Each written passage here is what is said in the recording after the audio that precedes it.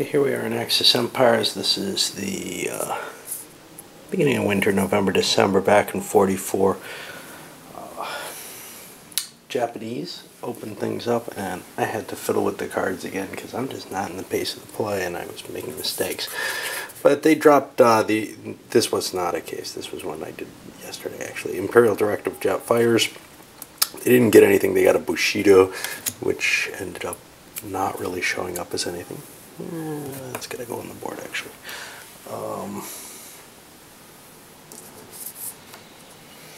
They're shifting forces down to cope with this problem in Canton they have. Pretty minor, but it could end up causing Hong Kong to fall, which would be painful. And meanwhile, they're taking out more and more of the Russian. Well, they're attacking more and more of the Russian. They finally took Vladivostok, but otherwise, they're not getting this tremendous traction here. Of course, I think we counted it yesterday. They already have won, or they were one space away, in which case taking Vladivostok ended that. Of course, had it been really that situation, the Allies would have taken Hong Kong by now. They don't want to do that. They want to try to defend and maybe spread out. They think they may have time to do that. In fact, they should. They should be getting it this turn. What else? Nothing much here on this front. Over here for the Germans, they ended up playing, and this is where I screwed up. I had the wrong card. I had an illegal card, actually. And again, you would normally penalize the player, but they ended up playing Festung Europa. Choice here is between this and SS Europa. SS Europa is the I'm going to try to win the automatic victory version, I guess. Festung Europa gives you the no retreat button, which works kind of like the mandate. And it'll fix the Axis victory points. They're not going to be fixed very high. Germans are hoping to get them up to 2. They realize they're not doing well in Europe at all. This allowed them some fortresses, so they're beginning to build a real west wall here.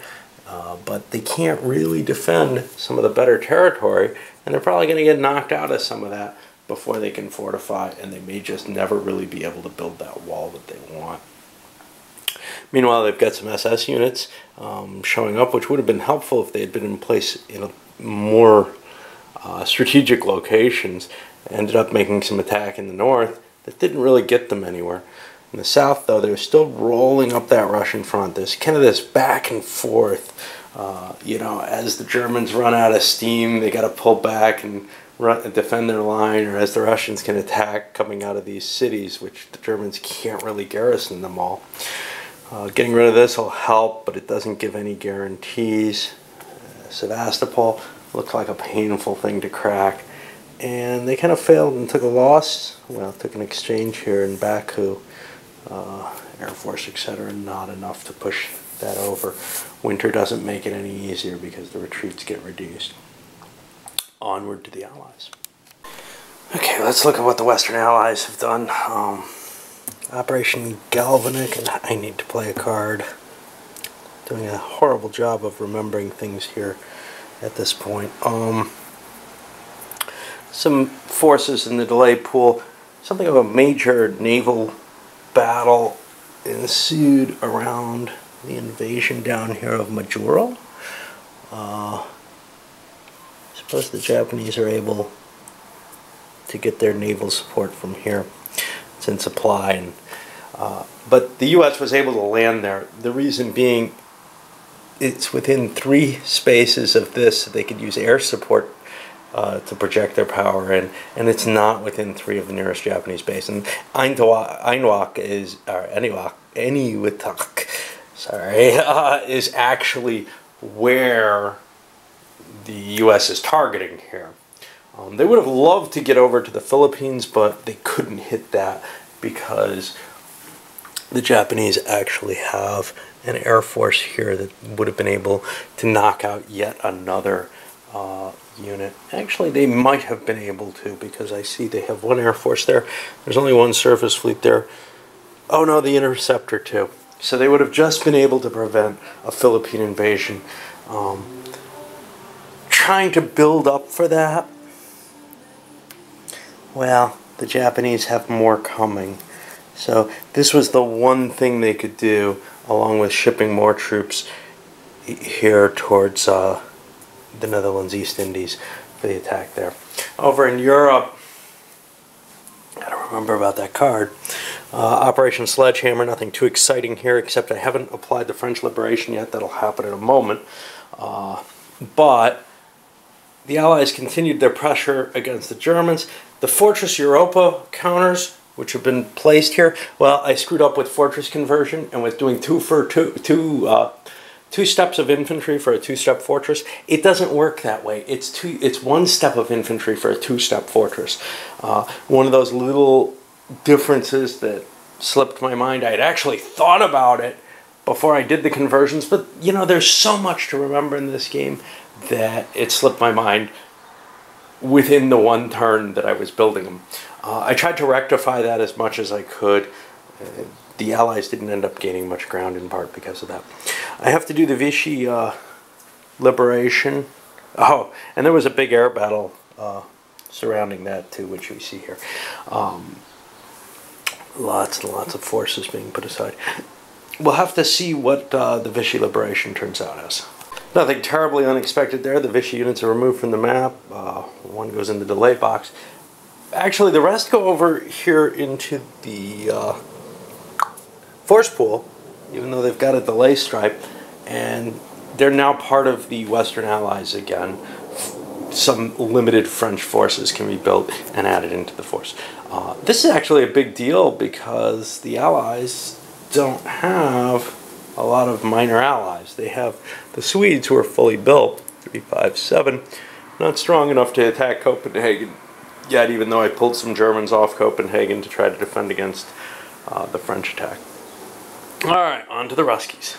And finally for the Russian card picks, more screw-ups. I thought I was at the end of the year and picked a War Progress card. I took a Border Defense instead because I need that 0 card. So I'm doing the Rumianstev reserves formed. A bunch of forces go into the force pool. Actually not all that many, but most significantly a couple of armor pieces. This is being done in the winter, so there's enough time that they'll show up in summertime. That's kind of important. Sometimes they do it too slowly. I haven't gotten the conditional events down. They get an infantry, or 4 infantry and an armor step, which will help them defend. See a little bit of an attack out here in the east. It didn't go anywhere, actually nowhere at all because of the weather issues. But here we did have some advance up here and more bloodletting here at Smolensk. Smolensk has just turned into this kind of painful location. The Germans want to hold it, and they keep converting retreats into a step loss. They've got a lot of poles they can expend for that, which is, you know, I guess better than losing German units, but it's turning to be a bloody thing to hold on to it. But that's kind of the center of their line. This pivot isn't going to help at all if this collapses completely down here. And they're getting pushed back hard enough out of the woods in the north that, yeah, it's kind of troublesome. All right, onward. Well, with the higher U.S. commitment levels, and we're up to 2 now, and the German lack of victory points, it's really beginning to tell in terms of the length of time the Germans have to wait for their replacements to come in. They've got a +1 on the die roll. And, you know, I've been used to that for the Allies, maybe with the sub-warfare and no, without this being canceling it out. But it never felt like I needed the counters to come back all that quickly. Even the air ones, most of the air fighting was going on in Russia. Well, for the Germans, their production for either front is being affected here, and they're in some serious trouble in terms of being able to regenerate their forces. Seeing it in the Pacific, actually, where the Allies, even though they have more counters total, have this kind of slower recovery rate. That's going to change as the U.S. commitment levels go up.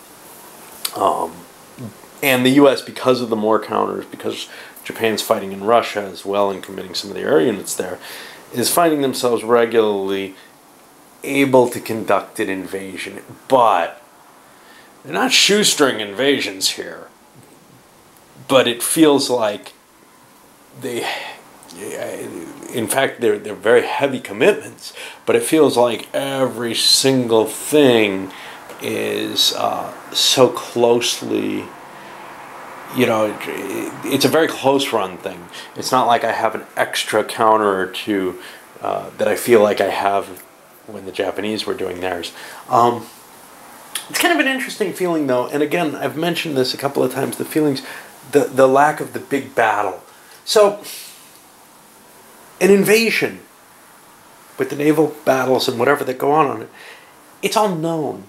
You're just placing it, you know you're going to win.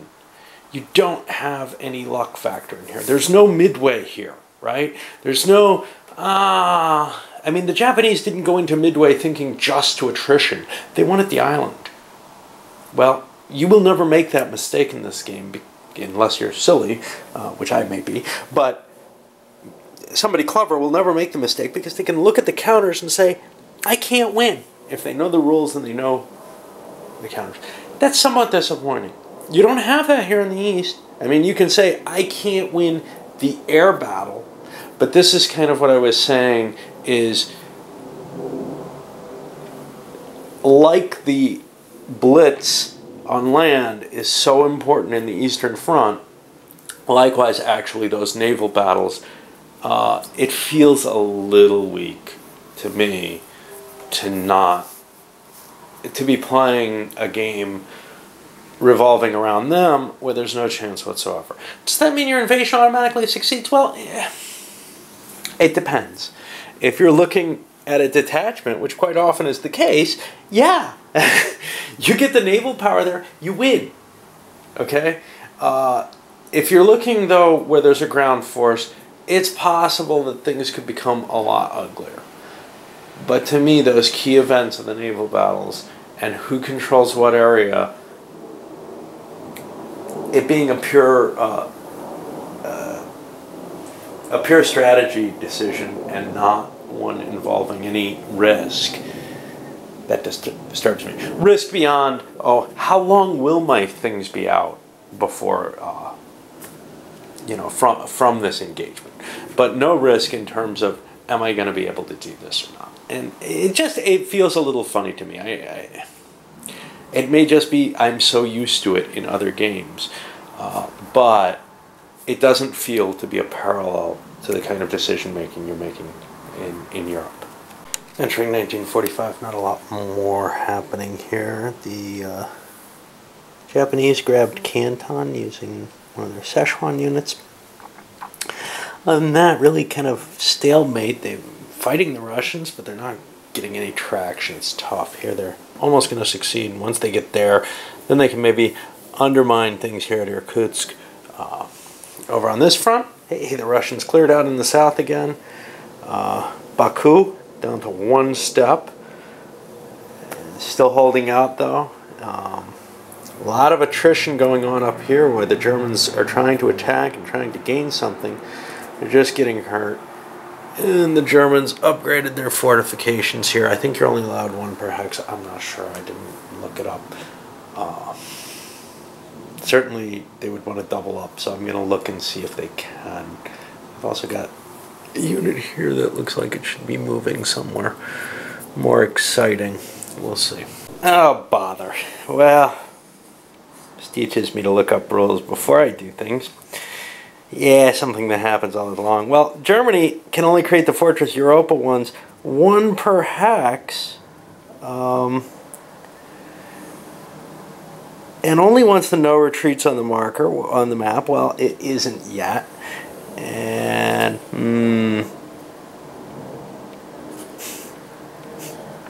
and they're only allowed to do one of these per turn. It's not one per hex, it's one per turn.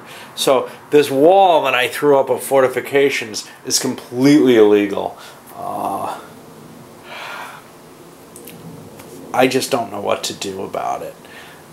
I've had, one, I don't have the no retreat marker in place, and two, I don't have the German units there. Now, obviously, I can break these down back into infantry. Just say, hey, the weather was so bad it stopped the Allies. But boy, there goes any hope of the Germans holding things in that western line. The fortifications, the Allies were going to be able to undermine them. So I'm almost tempted to like leave them there in the interest of gameplay. But you know, we cheated so much in so many places. Let's rip them up, put them back, just say that there was some terrible situation where the Allies couldn't really attack effectively. And none of them should actually be there yet. The Allies in the Pacific used the big old fleet train that they finally got. Now this uses it up. It's going to go into the delay box next turn. Kind of painful. To move this big unit here, make Eniwetok easier to take. Seems like an expensive effort. Did they have... Yeah, that was an expensive effort that didn't need to be made there. I would rather not do that, and I would rather instead not build this big unit and send a couple of light infantry over, which I can then next... It's going to take me a while to get there, so I can build them up into the bigger unit on their way there and make the attack there. Here we've got more troops streaming forward, but really not a lot happening here. Over here, well, without those fortresses, the German line pretty much cracked pretty easily. Even in winter, it's just not that much of a problem, and we've got some pushing forward. A little bit of blitz action going on. This comes down one. I think I can make it as far as this. Take that off the map. And looks bad for the Germans. It looks real bad. The fortresses looked like they would stop things for a bit. Well, with them gone, it was just, you know,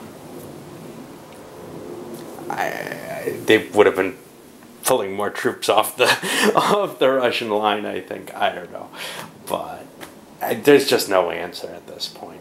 All right, and for the Russians, stasis still up here in the north.